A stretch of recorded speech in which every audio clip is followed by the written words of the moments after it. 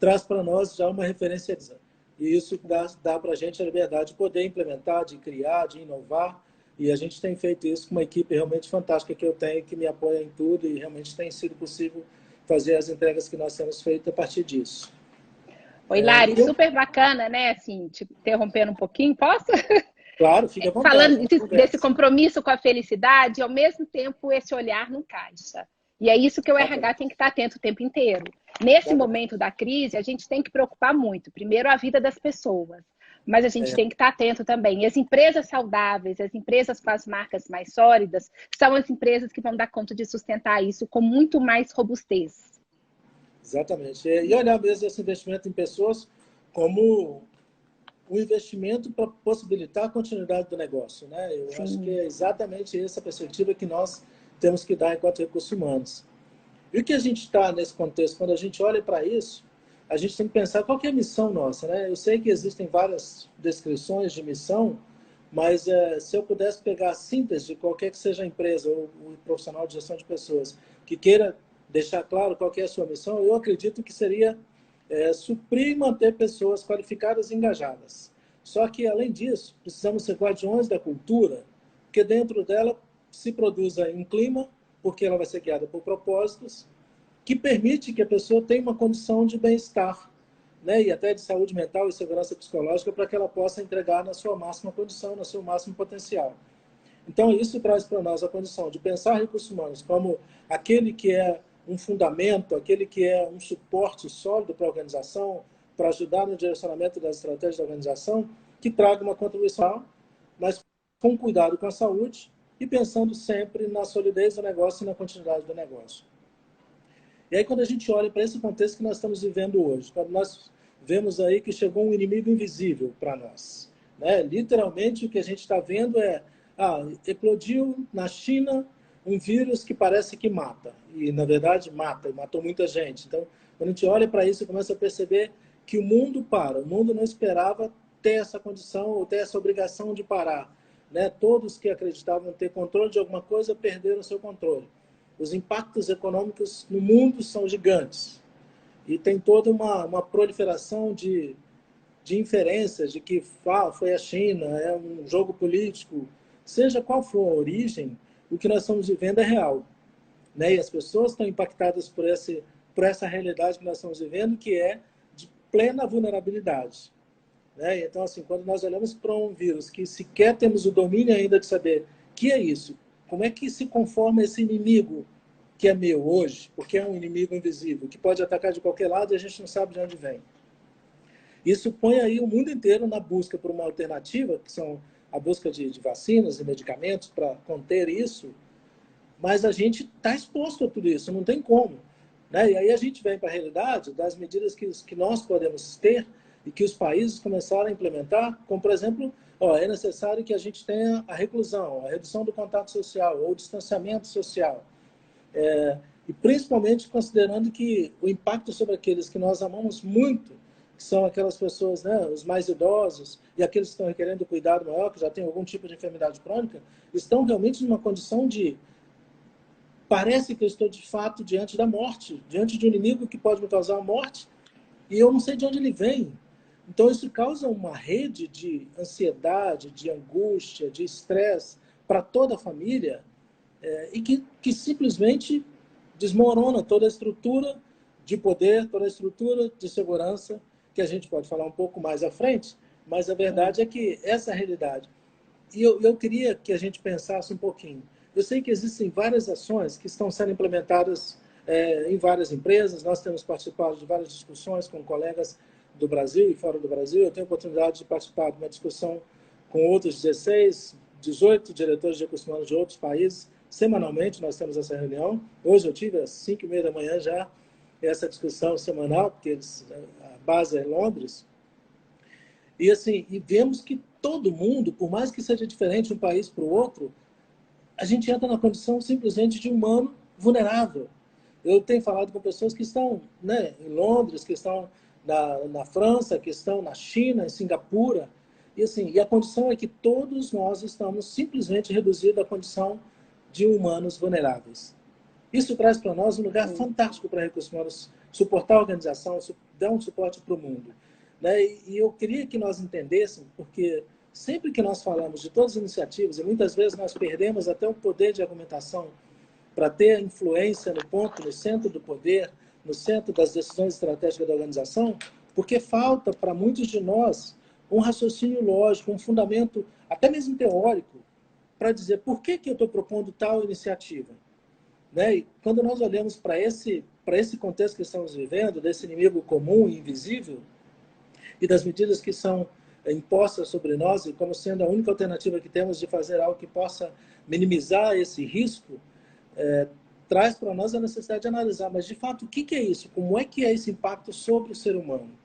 Né? Hoje já tem se falado até mais de saúde mental, de segurança psicológica, mas eu acho que pouca gente ainda consegue tirar isso da academia e trazer isso para o ambiente organizacional, e trazer isso para o fundamento das ações concretas que nós temos no dia a dia da gestão de pessoas, sabe? E eu A gente sabe, né, Hilário, que eu acho que essa incerteza gera uma ansiedade muito grande nas pessoas. E aí vem esse aumento da depressão. A incerteza já estava fazendo parte, é o mundo VUCA que a gente fala. Então, acho que a incerteza e a vulnerabilidade, esses dois pontos do mundo VUCA são dois pontos fortes. Então, a incerteza que gera essa ansiedade, que vai gerar uma depressão, o burnout que já está aí. A depressão já é uma doença que mais poderia matar em 2020. Agora a gente tem, né, o coronavírus também, mas a ONU já havia falado disso. Então, lidar com a incerteza gera uma ansiedade, né? Inclusive, ela estava prevista de acontecer em 2030, como sendo a número 1 motivo de afastamento no mundo, né? Mas, para se ter uma ideia, ela foi antecipada para 2020, já como referência de primeiro motivo de afastamento. E nas Américas, 1/3 dos afastamentos como eu diria isso? As pessoas que se tornam inaptas para o trabalho, 1/3 delas são por natureza de saúde mental, de algum tipo de desordem mental. É uma loucura quando a gente pensa nisso, e quando a gente pensa na possibilidade de um recursos humanos atuar de maneira desconectada de um fundamento para isso. Né? Porque aí a gente perde a possibilidade de fato, fazer um trabalho mais sólido em tudo isso. Eu estou pensando aqui, por exemplo, eu vou colocar esse breve reflexão sobre esse conteúdo de fundamento mais à frente, que eu acho que a gente está começando agora e tem mais gente chegando. Sim. Mas quando nós olhamos para essa realidade de incapacidades nas Américas ser 1/3 por esse motivo, é muito louco. E agora a gente começa a olhar para o que aconteceu na China, que está no estágio mais à frente. Eu não sei quantos de vocês viram, mas a crise vai passar, mas os efeitos delas ficarão. E o impacto dela na sociedade, na economia, vai continuar por um bom tempo. Para se ter uma ideia, para aquelas pessoas que estão como sendo parte do grupo de risco, 18,4% delas estão com estresse pós-traumático na China. E das pessoas que eram de risco baixo, pessoas jovens, né, saudáveis, que não estavam nem imaginando que poderiam ser alvos, né, ou vulneráveis à morte em função desse vírus, 5,2% também estão com estresse pós-traumático. Né? E tem mais um dado, eu não sei se vocês já viram, mas, por exemplo, é um outro impacto que a gente às vezes não pensa, mas o índice de divórcio na China, não sei qual que é a taxa de multiplicação deles, mas eu sei que todos os agendamentos em todos os escritórios ou instituições que fazem esse processo oficialmente estão superlotados por várias semanas, com lista de espera, que é consequência exatamente desse novo mundo que foi imposto a nós, de uma nova rotina que nós não estamos acostumados a viver. E que gera toda essa desintegração, desestruturação daquilo que eram as nossas bases sólidas. Né? Quando a gente pensa nisso, fala, meu Deus, que loucura é essa? Só que não é só o estresse pós-traumático. Automaticamente, quando nós pensamos nesse contexto de estarmos vulneráveis, foi tirado de nós a nossa rotina, vem outros elementos concretos. Por exemplo, a depressão é um automático. Se estava para ser 2020 a primeira causa, vai ser a primeira causa, mas numa intensidade ainda potencializada. Né?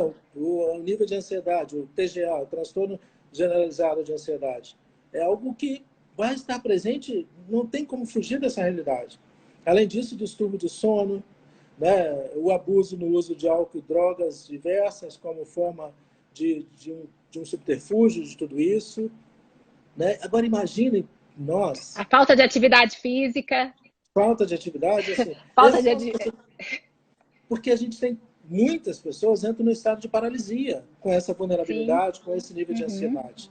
Né? A gente precisa pensar nisso. Agora, imagina nós, que falamos de suprir pessoas qualificadas e engajadas, mas esse engajamento, por exemplo, depende muito da qualidade da liderança. Imagina o que é o líder com a responsabilidade de agora ter que suprir, ter que liderar pessoas, conduzir negócios, também estando na sua condição de humano completamente vulnerável.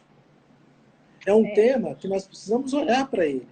Né? Quando nós falamos disso, eu vou trazer para vocês algumas práticas aqui que nós colocamos e depois eu trago o fundamento para isso. Mas nós dividimos em 4 pilares aqui na Anglo-América, né?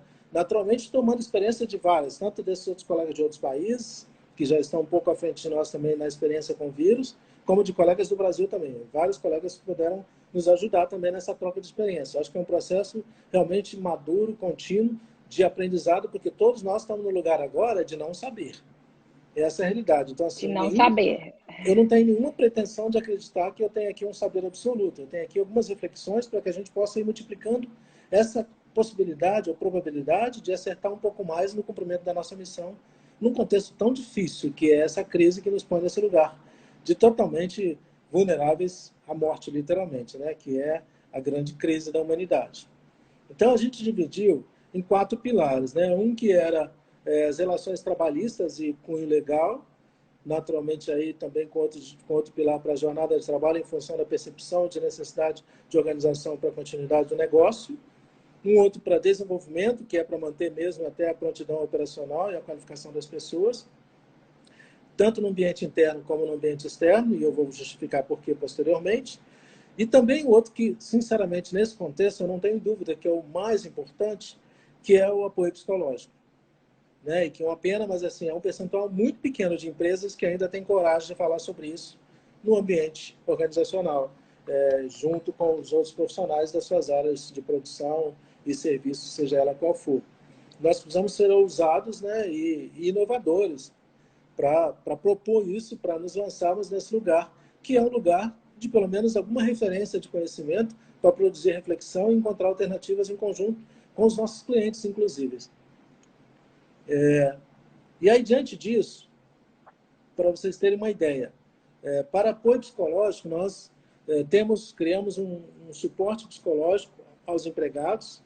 Nós temos um suporte interno, que é um plantão psicológico. A gente já tinha começado isso antes, que nós temos trabalhado um projeto chamado Biopsicossocial, que é uma gestão integrada do ser humano, mas a gente está fortalecendo isso.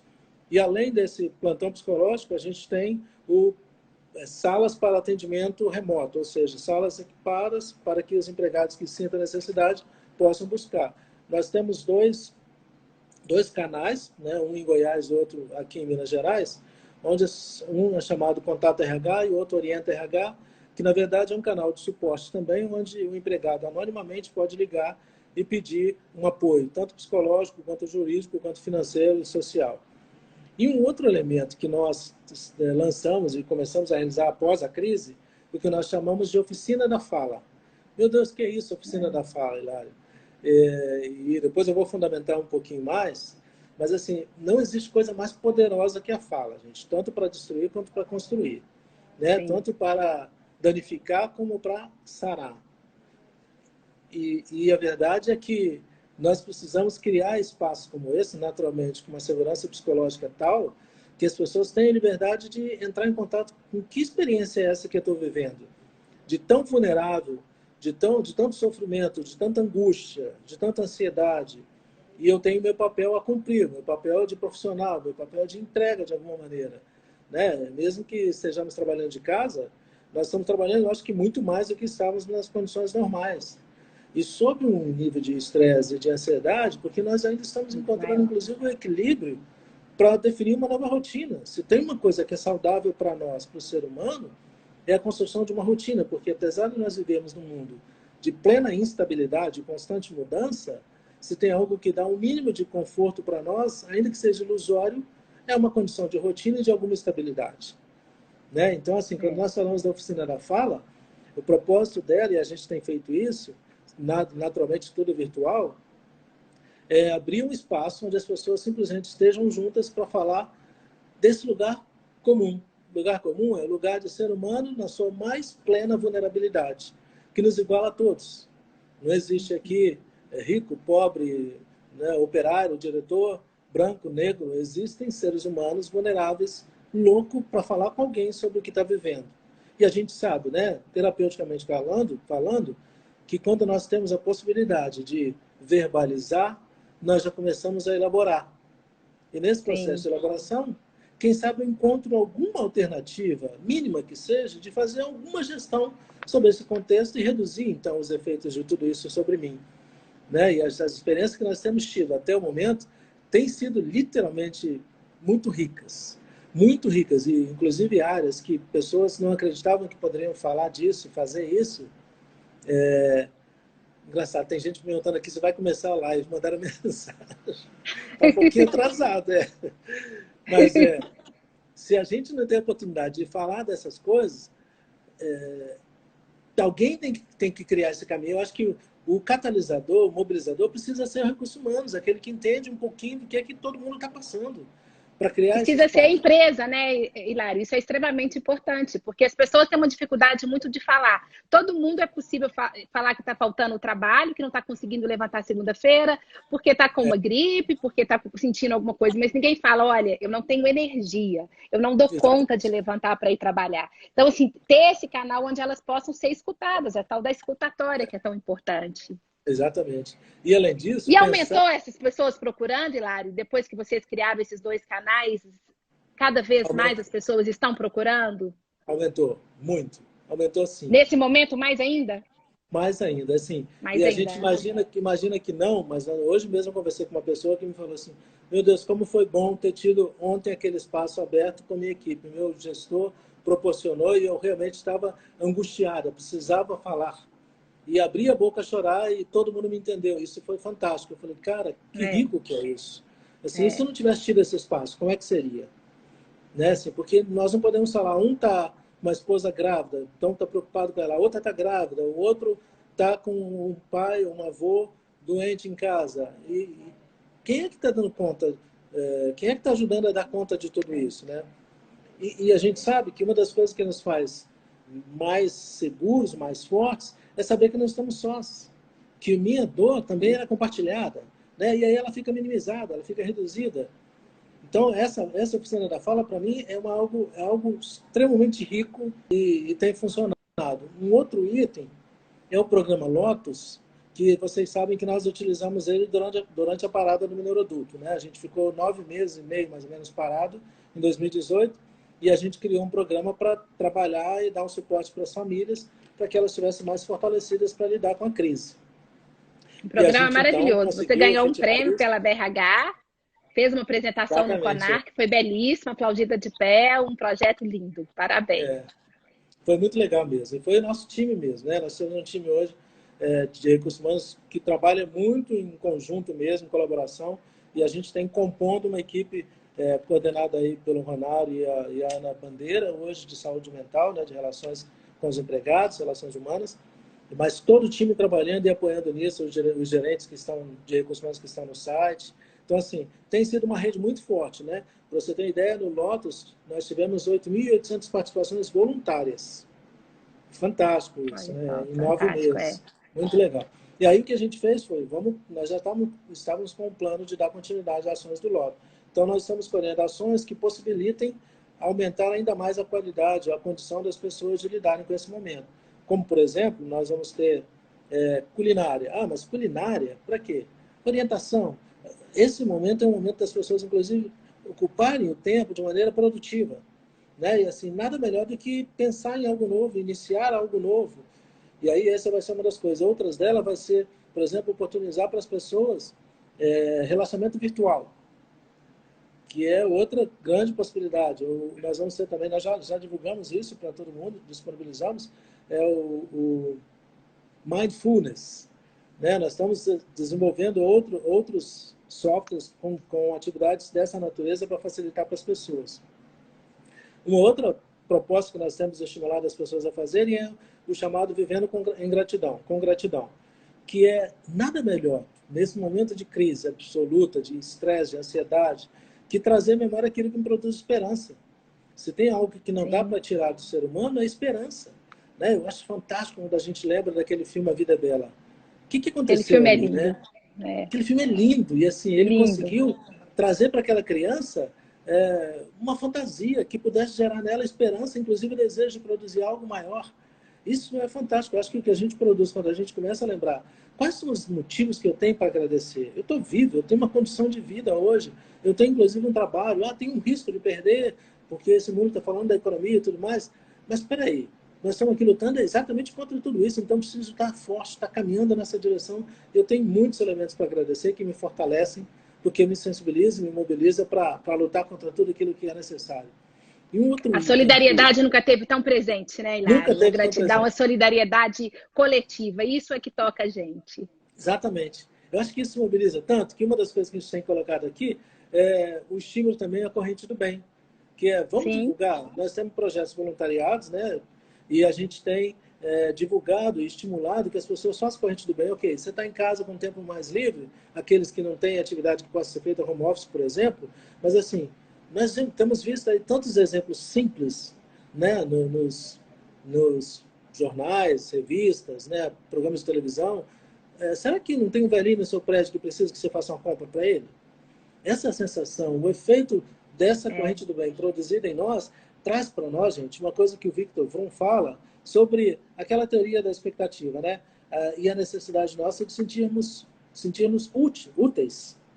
Porque a condição de sobrevivência do ser humano é perceber utilidade sua no mundo. E assim, num momento como esse, onde todos nós somos fragilizados e até corremos o risco daquilo que eu fazia diariamente, que o que eu me faço, o que eu faço é que me faz, que a minha identidade é dada por isso, é colocado em risco. Eu sou tirado de mim o direito de fazer tais coisas. E aí, assim, por que não encontrar outras alternativas que seja diretamente relacionado àquele nível mais avançado de motivação, que é o transcendental, quando eu tenho realmente aquela capacidade de autorrealização, que é exatamente quando eu sou capaz de produzir algo que é em benefício do outro, que não tem nenhuma ponta de interesse pessoal, senão de contribuir com o outro, sabe? Eu acho que nós estamos exatamente no momento de produzir isso e de trazer isso para dentro de nós. Sim. Essa fortaleza que é compartilhar o bem, trazer para a memória aquilo que nos traz alegria, né? Se ter um coração de gratidão, realmente. E aí, nesse ponto, eu trago, assim, 3 elementos fundamentais, que nós falamos dessa oficina da fala. Eu, naturalmente, lembro do Carl Rogers, do grupo de encontro, do poder que é a interação grupal e a consciência de que eu não estou só. E a consciência de que no outro, no grupo, também está aquilo que eu preciso. Né? E assim, o próprio Moreno também falava da traumatização, que é como é quando o grupo se encontra, as tramas se cruzam e eles são mais fortes, inclusive para superar os dramas que não são positivos, que estão produzindo algum dano. Né? Então, quando eu olho para isso, eu fundamento essas relações todas assim, em Carl Rogers, em Eugene Gendlin, em Victor Vroom, sabe? Assim, em pessoas, o Eugene Gendlin fala do conceito de experienciação, da conexão corpo-mente, que nós não somos treinados para isso. E nesse momento, se eu não consigo fazer uma conexão de corpo-mente para saber como é que essa situação está impactando a mim, eu não sou capaz de gerir minha própria vida. E aí eu sou vulnerável e realmente passivo, totalmente passivo, e sujeito a todos os efeitos nocivos disso na minha saúde mental.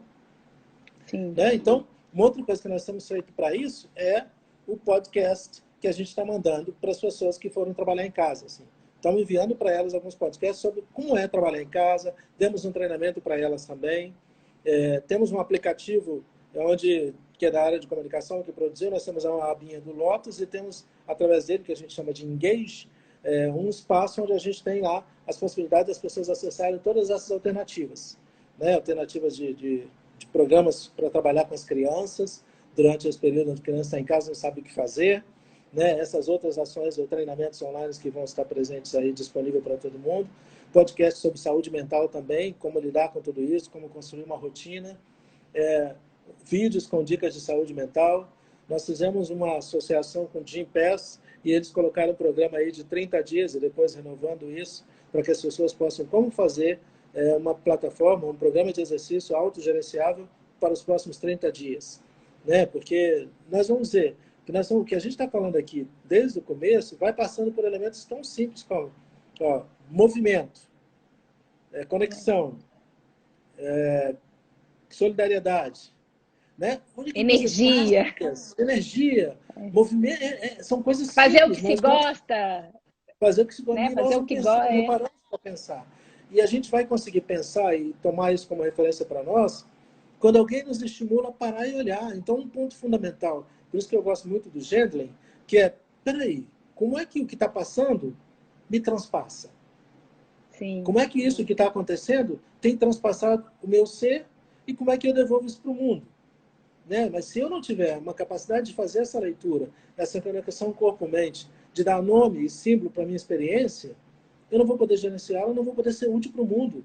E aí, gente, volta atrás e eu perco a minha capacidade de entrega, a minha capacidade de reconhecer minha autoestima, de fortalecer minha autoestima, de reconhecer as minhas capacidades, minhas competências. E, naturalmente, de colocar uma ação concreta para que eu possa fazer as entregas no nível que eu sou capaz. Né? E aí vai como se fosse uma profecia autorrealizável. Eu paro de entregar porque eu perdi a consciência da minha capacidade, eu perdi minha autoestima e eu perdi minha energia e motivação por fazer. Por quê? Porque eu estou me sentindo completamente inútil. E aí a inutilidade mata. Né? Então, assim, todas essas coisas têm um fundamento muito forte para tudo isso. O Jim Pass traz para nós essa condição. Tem uma cartilha que a gente mandou, colocamos um link dentro desse site também, onde tem várias atividades para as mães fazerem com seus filhos durante o período de quarentena. Nós vamos colocar também aula de dança, contação de histórias. O que é isso, gente? É tornar o tempo útil. Tornar o tempo e a convivência nessas relações não programadas favoráveis, agradáveis, né? Prazerosas, literalmente. E a gente ainda E está uma relação planejando... de confiança, né, Hilário? Eu tenho visto aí várias pessoas da sua equipe colocando orgulho de fazer parte desse time. Olha como que a confiança é importante. A gente não vai ganhar guerra se a gente não tiver confiança no nosso líder, se a gente não tiver confiança na nossa empresa, no nosso país, nos nossos políticos. Então, a importância da confiança é extremamente gratificante. E quando a gente pensa que nesse momento, né, onde tudo seria o contrário, e a gente se encontra e se fortalece, essa confiança vai sendo produzida e fortificada. Sim. E depois que passar a crise, ela vai estar presente para me ajudar nos meus próximos movimentos. Né? Agora, aquilo que tange ao pilar das relações, da organização do trabalho em si, saúde e segurança, a gente montou um comitê de crise, naturalmente, a maioria das empresas também fez o mesmo. E a gente E que o reúne a cada RH 2 faz dias, parte. que o RH faz parte Claro. ativamente, vários membros do RH. Ativamente, nossa, ativamente. Para você ter uma ideia, a gente está naturalmente distribuindo álcool em gel para todos os empregados, né? Fazendo a aferição da temperatura na chegada, tanto de empregado quanto de visitantes. E uma coisa interessante que a gente fez foi, a gente reduziu a turma que está trabalhando no site, botamos a maioria em home office, para criar as possibilidades do distanciamento social dentro do ambiente de trabalho. Né? Nós estamos respeitando aquele espaço de 1,5 m, 2 metros. Nos refeitórios, nós fizemos uma reorganização para que as pessoas não sentassem juntas. No transporte, fizemos a mesma coisa. Então, tudo demarcado. E as pessoas estão respeitando, além de todas as campanhas de conscientização. Isso realmente é algo que as pessoas, os próprios empregados, né, ficaram assim, meu Deus, que sensação interessante, porque é uma expressão de cuidado e respeito, é uma expressão de materialização de um valor que nós declaramos. E de um vetor da nossa cultura que é compromisso com a felicidade e com o bem-estar de todos. Então, quando isso começa a acontecer, a gente começa a fortalecer o nosso papel enquanto recursos humanos, enquanto gestores, inclusive para todos os nossos clientes internos. Toda a diretoria começa a perceber, nossa, tem lógica, tem sentido o que eles estão falando. E é em prol de mim e da minha família também. E do negócio, da continuidade do negócio, da entrega que nós precisamos ter, nós temos esse compromisso. Foi criado também uma linha para que as pessoas tirem dúvidas sobre o Covid, para que elas falem sobre a sua realidade, se elas estão com alguns sintomas, se estão precisando de alguma orientação, de alguma ajuda. Tem um telefone e também um endereço de e-mail para que as pessoas possam fazer esse contato com a nossa área de saúde. Inclui que já naturalmente todas aquelas pessoas que... Não, pode continuar. A gente tem várias pessoas dizendo, várias pessoas te parabenizando. Acho que você está conseguindo enxergar aí também. E a gente pode daqui a pouco abrir para as perguntas. Eu acho que a gente pode passar um pouquinho do tempo, porque a conversa está tão boa, está fazendo bem Tá, que bom. a todos. Que bom. Então, vamos lá. Naturalmente, nós estamos também dentro dessa linha de tomar as medidas necessárias, alinhado com as orientações das autoridades, né, de saúde. Nós temos esse espaçamento, essas coisas todas, e também as pessoas que tiveram qualquer tipo de sintoma de gripe ou qualquer outra que pudesse ser relacionada com o Covid, nós naturalmente colocamos em quarentena, né? E também aquelas pessoas que vivem com pessoas que são do grupo de risco, que precisavam de algum apoio, que não podiam estar sendo expostas a ir e vir desses empregados, então eles também ficaram em casa, ou trabalhando home office, ou em quarentena. Agora, quando nós voltamos, eu queria só fazer a gente já falou bastante de vários pontos da teoria que fundamentam tudo isso, mas eu queria só que a gente lembrasse de uns pontos críticos aqui sobre alternativas para medida de suporte, né? Um ponto fundamental é estabelecer rotina, outros é compartilhar histórias positivas, não estar grudado em pessoas que só trazem o que é negativo, né? Aquelas coisas que todo mundo já falou sobre ter o cuidado de não estar se alimentando de mais informação que não adianta, porque ela não ajuda, ela só destrói a sua condição. Esse de parar, escutar e estar atento à sua própria experiência, manter uma atividade produtiva, vivenciar a solidariedade, ter clareza do seu propósito, porque é isso que te conduz para além da crise, porque ele é mais permanente, né? E o exercício para que você seja em constante movimento, use o poder da fala, tendo sempre um grupo de pessoas para fortalecer esse vínculo e poder ter a oportunidade de falar do que você está vivendo. Isso fortalece a conexão, a confiança, que posteriormente seria instrumentos fantásticos para que a gente pudesse continuar sendo produtivo em todo o nosso propósito à frente na vida em condições normais de pressão e temperatura, né? Como os engenheiros dizem.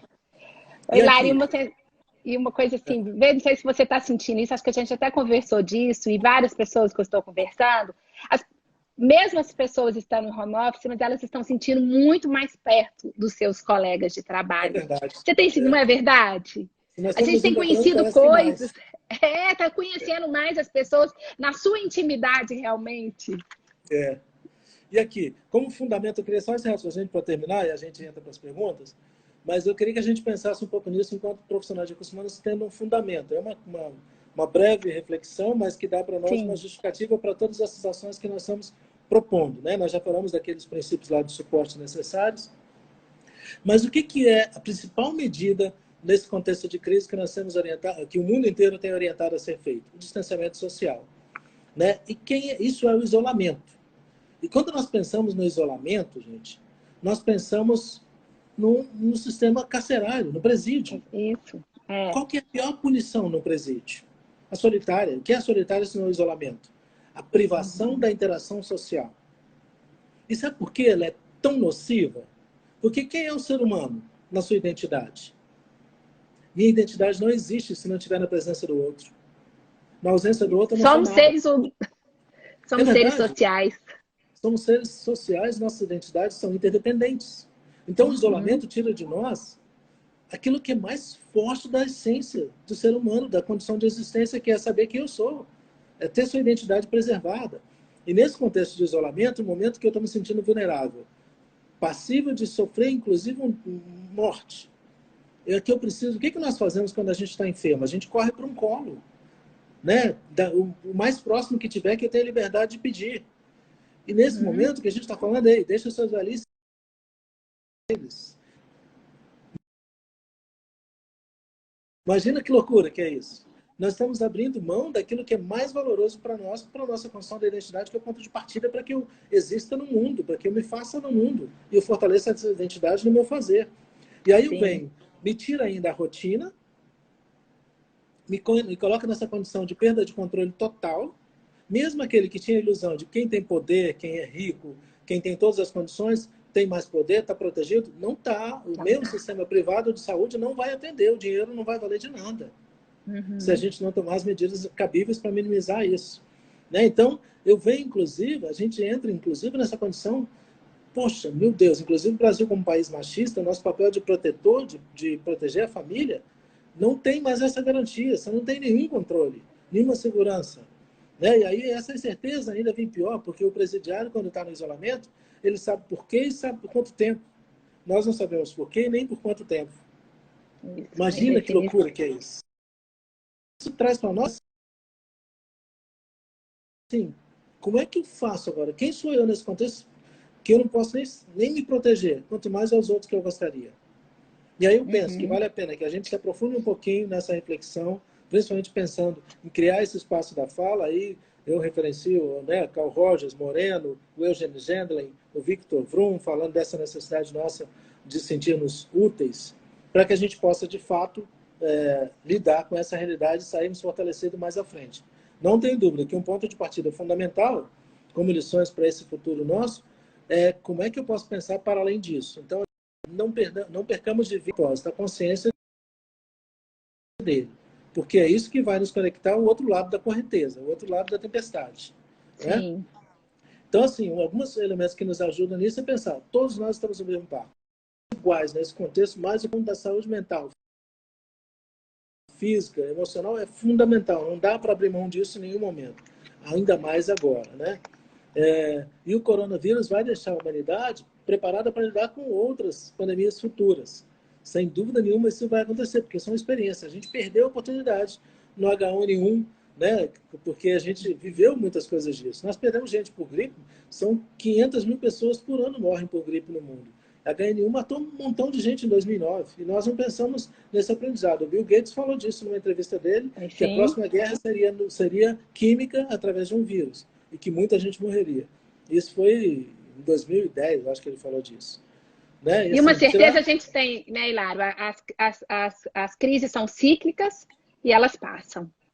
E elas passam, tudo passa, né? Essa é a verdade. Tudo passa. Inclusive, assim, o mundo estava gritando pelo cuidado com o meio ambiente. De uma forma forçada, o ambiente está protegido, está livre de tanta contaminação nesse período. É uma pena, mas é uma realidade, principalmente na China, falando, né? E a grande oportunidade que nós temos de expandir a nossa mente, exercitar o nosso altruísmo e a nossa condição básica de ser humano, de buscar essa interação como a única forma de nos fortalecermos enquanto seres humanos. E eu queria só deixar para vocês um pensamento que não sei quem é o autor, coloquei inclusive no meu LinkedIn algum tempo atrás, para que a gente possa fechar e abrir para algumas perguntas. Então vem esse, para refletir, e então vem esse maravilhoso paradoxo. Você tem mais tempo do que nunca, mas não pode compartilhá-lo com ninguém. Ou se divertir. O universo esteja que tenhamos na vida. Nem trabalho, nem casa, nem tempo vale a pena se não pudermos compartilhá-los com outras pessoas. Esse não é o apocalipse, mas pode ser uma oportunidade para entender qual é o real propósito de nossa passagem por esse mundo. Quando a Europa era mais afetada que a África, quando um beijo se torna uma forma de arma, e quando o dinheiro não vai te salvar, quando a vida, como a entendíamos até agora, para todos, e o tempo torna-se um castigo. Talvez, quando voltarmos a andar, andaremos um pouco mais devagar, mais perto uns dos outros, mais humildes e, quem sabe, mais humanos. Lindo isso. Lindo isso. Parabéns. É isso. É isso. Vamos muito ver. Lógico que dá para falar. Eu aqui, meu filho, eu falo o dia todo, né? Não, a gente pode repetir, tá dando vontade. Olha lá, inspiração diária, várias pessoas fazendo vários comentários. E a gente tem que pensar, teve uma pergunta que me chamou a atenção, a gente tem que pensar nesse pós. Vai passar. Mas como é que, uma pergunta, como é que a gente vai receber esses nossos colaboradores depois disso? Como é que a gente está cuidando a empresa do futuro, o RH do futuro, que a gente tem que pensar? Tem que ter um comitê cuidando agora, da crise que está passando, mas tem que ter um comitê pensando lá na frente. Como é que vai ser lá na frente? Vamos falar um pouquinho disso? Eu acho que é o que nós falamos, é pensar para além da crise, porque ela vai passar. Para além da crise. E aí, quando nós falamos do nosso propósito, tanto indivíduos quanto empresa, é o que nos une, porque se eu estou bem no ambiente, se eu me sinto bem trabalhando para a Anglo América, é porque nós temos uma conexão. Né? E um dos papéis da liderança é exatamente ajudar o empregado a ter consciência do seu próprio propósito e ver como é que estar trabalhando na Anglo, fazendo o melhor que ele pode fazer, contribui para a entrega do propósito dele também. Né? Então, eu acho que o propósito da Anglo é reimaginar a mineração para melhorar a vida das pessoas. Eu me sinto literalmente como um pinto no lixo. Porque é o que eu acredito, assim, qualquer que seja o seu fazer, precisa ser para melhorar a vida das pessoas, senão não faz sentido fazer. Claro, não faz sentido. Essa é a essência, né, de viver. Então, assim, eu me sinto muito tranquilo. Nós temos feito aqui na Anglo planos, naturalmente, né, cenários diferentes para lidar, dependendo do tempo que vai durar a crise, mas também não perdemos de vista, por exemplo, uma coisa que nós temos, que é o Burn Ambition, que é, nós temos o propósito de, em 2023, termos dobrado o nosso EBITDA, o nosso Free Cash Flow e o nosso retorno sobre o capital investido. Ou seja, isso coloca para nós uma conexão com o futuro. E esse é um elemento tão importante, gente, a conexão com o futuro. Eu lembro de um atendimento que eu fiz algum tempo atrás, onde uma pessoa estava aí a ponto de se suicidar, e eu fiz um trabalho muito pesado. Eu falei, meu Deus, como é que eu conduzo uma coisa tão emergente? E eu construí com ele uma relação de futuro. Como é que seria a condição dele no futuro, das cenas e eventos que aconteceriam no futuro com pessoas que ele amava, e quão importante seria ele continuar presente para estar naquele lugar, ou haveria um vazio para aquelas pessoas também. Eu acho que o que nós estamos fazendo, quando a gente tem clareza de um Burn Ambition e compartilhado com os empregados, é que eles podem perceber e ter consciência de que a nossa existência continua tendo um propósito, para além da crise.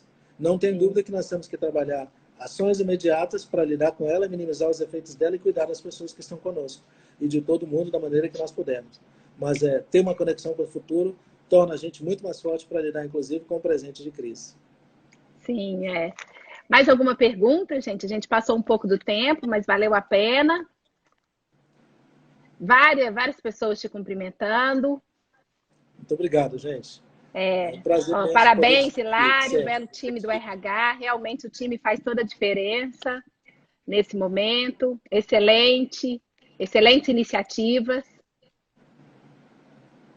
Bom, princípio da sabedoria, salve essa. Claro que nós vamos salvar, a gente vai gravar, vamos deixar disponível nas redes da BRH Brasil, da BRH Minas. Bom, Hilário, eu quero te agradecer muito. Nós passamos um pouco do tempo, mas eu acho que foi muito bom. Quero te agradecer que legal muito. Aqui, Liane, você viu aí até a Argentina se manifestando. Olha só, olha que bacana.